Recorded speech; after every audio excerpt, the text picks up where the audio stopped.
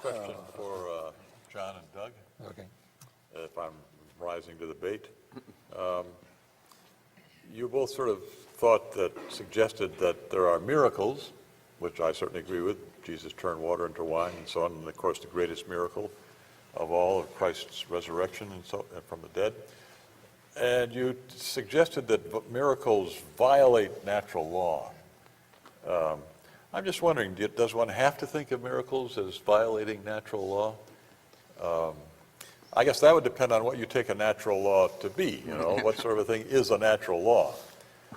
Of course, if a natural law is an exceptionless general proposition, it's always the case that it always happens this way, well then, a natural law couldn't be violated, because if it were, it wouldn't be a natural law, right?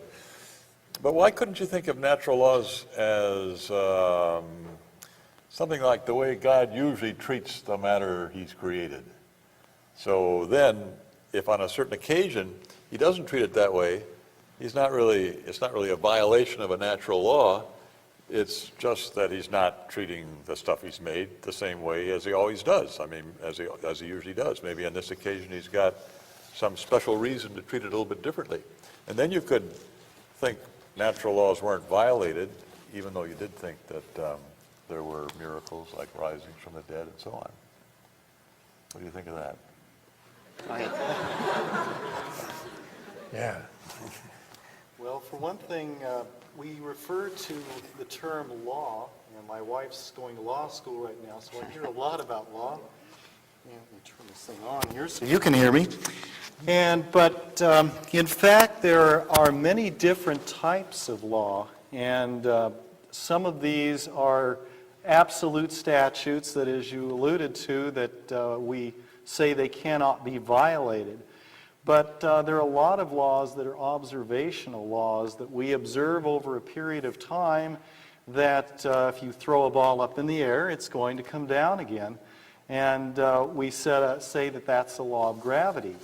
However, in spite of many hundreds or thousands of years of observations and experiments, we still don't have a fully comprehensive view of what underlies the process of gravity, but yet because of this observation that we're confident that at least most of the time you throw that ball up, it's going to come down. But since we don't really totally understand what is behind that, it's certainly conceivable that without invoking something happening outside of the universe, that that law could cease to be for some period of time, and the ball would just continue to go up, and we would certainly be amazed at that. But it isn't necessarily that some ultimate law has been broken, but the fact that our observation base is not complete. We haven't seen all of the possibilities. So that would be one response to that. I could make a response too, that we may not be aware, as Doug pointed out, our laws that we call laws in science are observational things that don't seem to have had any exceptions, like the second law of thermodynamics, and yet we have no proof of it, and it is just observational. But we don't know everything about this creation that we live in. We're still learning every day. And one thing that really intrigues me as an avenue that could be used here in terms of what we call miracles, it reminds me of a TV commercial where the monks are copying these documents very painstakingly, and this monk has been given the assignment to make 500 copies, and he goes back to his little room and puts it on a Xerox machine and comes back, and the other monks say, it's a miracle, There's things that we might not know about today that God knows about, and that there may be, we could be like two-dimensional people trying to figure out a three-dimensional world. And if somebody said to these two-dimensional people, you can have a fixed area with no boundaries, they'd say, no way, that would be a miracle. And yet we know a surface of a sphere is that. It has a fixed area with no boundaries. You can go around and around and around, as we do today in our airplanes. So there may be things, in fact, I think in terms of the words of Jesus, of living in the Spirit, or if you had faith like a mustard seed, you could do these things. There's something that he knows. He's in touch with some other dimension. Let's just use that as an analogy.